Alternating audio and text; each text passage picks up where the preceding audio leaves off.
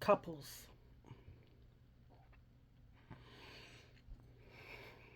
I'm taking a breather.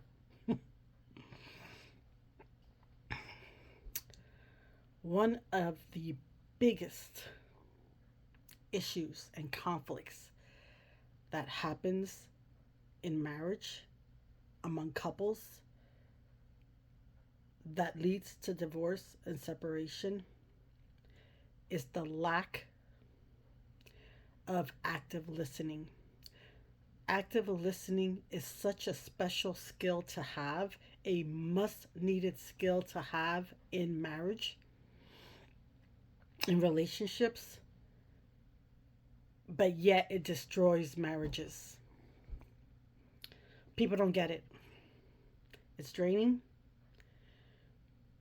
and I don't even know how to explain it to most people because people still don't get it. When you actively listen, when you actively listen to someone, is part of effective communication. Effective communication is when you are able to step into your partner's, your spouse's shoes and understand how they are feeling, even if you don't condone their behavior, and even if you don't agree with what they are saying. You can have a completely different perspective and you can have a completely different opinion, and most likely you will. But the issue is, were you selfless enough to stop and listen to what your partner, your spouse, is saying? When we use effective communication, we use the I feel statements. I feel frustrated when you leave the shoes. Or not even when you, because you don't want to use the word you, because that's an attack on the other person, and the other person will get defensive and you will argue. You want to focus on the action, not the person. So I feel frustrated when the shoes are left in front of the door. Why? Because I trip over them. So I am giving you how I feel, why I'm feeling this way, what is the action that you did to cause me to feel this way, and what happens. Why is it that I'm feeling this that way? Because blank. So I feel blank the emotion when blank the action you did to make me feel the way I'm feeling, and why? Because what happened because they took that action. And then you want to follow that up with what you would prefer. I would have preferred, or I would prefer, if you place the shoes against the wall so I don't trip over them. That's an example, a generic example. But when you're actively listening, you're not going to argue back or tell the person they shouldn't feel how they're feeling, or you weren't the one that left the shoes in the door, or XYZ. There's so many excuses that people say to try to defend themselves. You just want to be able to actively listen to, what is this person telling me? This person is telling me that they feel frustrated because I forgot the shoes in front of the door and I didn't move them out of the way and now they tripped. Do I have to get defensive, or can I say, I don't have to respond? I can apologize. I can say I didn't realize that that was happening, or that that was there. I will leave it in the side in the future. There are so many ways to respond to that, but the greatest concern is your understanding of what you are listening to. Most people listen to respond. Their brain is already rolling and ruminating on what they want to respond, and usually they interrupt because they don't want to wait to answer. And they'll say, no, that did not happen. No, I did not say that. No, that's not the way it is. No, you're just saying that because you're insecure. There's no need for those responses. All you have to do is take a step back. Practice self control. Practice selflessness. When you're in a marriage, you have to be selfless. You cannot be selfish. It's just not going to work. If you're selfish, and you're not actively listening and you are not effectively communicating, it is not going to work. I'm sorry to tell you, it is not going to work. If you want your marriage to work, you need to learn to listen more and speak less.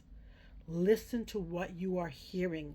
Most people in marriages feel unseen, unheard, dismissed, feel like they're not loved, feel like the person doesn't care about them because they're not listening to what they have to say. They're not listening to what they are feeling. They're not listening to what experience is my spouse having that I'm not understanding.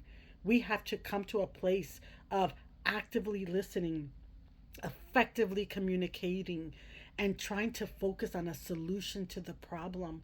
We don't focus on the person, we focus on the problem. What issue are we having? Not did you do this or did he or she do this or that, but what is the issue at hand?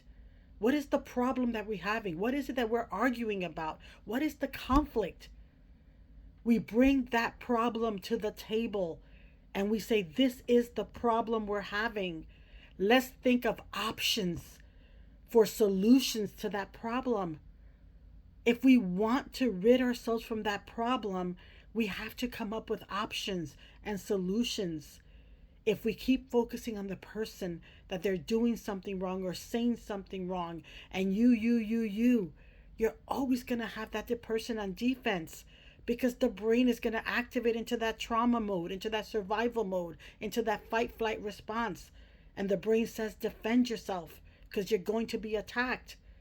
And the attack will continue. The conflict will continue. The miscommunication will continue. The misunderstanding will continue. The conflict will continue.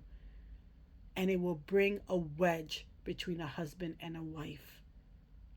If you want your marriage to work, the first step is to effectively communicate. Obviously, as Christian, the first step is always to keep God in the center. It is to pray together and read the word together and worship together and fellowship together and always go to God. Of course, that's the first step. But in the midst of that, learn how to effectively communicate using your I feel statements, not to stay in that feeling, but to help your partner understand how you're feeling. Most of the time, your spouse is not understanding why you ask what you're asking. We just say, do this, do that, or whatever our request is, or whatever our issue is. We bring that, but we don't say why. If the other person has an understanding of why you're asking what you're asking, then there's greater empathy, there's greater understanding, and they're more willing to be able to do what is needed because they understand how you're feeling about it. Try to effectively communicate. Try to just listen, not react, not respond. Just listen to the words you are hearing. Put yourself in that person's shoes. What are they trying to tell you? How is it something that you're saying or doing affecting your spouse, your partner? How is it making them feel?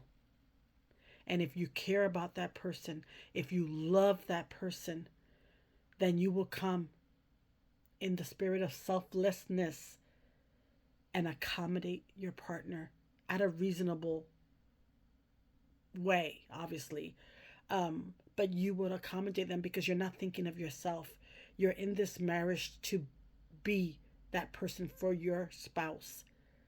So try to step out of yourself, out of the pride, out of the ego, out of the selfishness.